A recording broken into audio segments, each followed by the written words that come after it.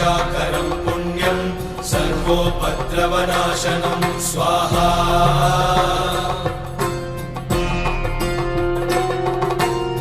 सर्वसम्पत्करं चैव स्वर्गमोक्षप्रदायकं ध्यात्वा नृसिंहं देवेशं हेमसिंहासनस्थितं स्वाहा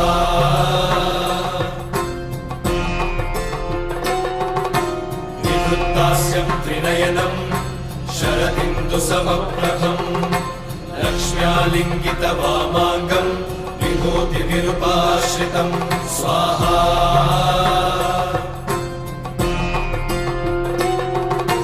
चतुर्भुजं कोमलाङ्गं स्वर्णकुण्डलशोभितं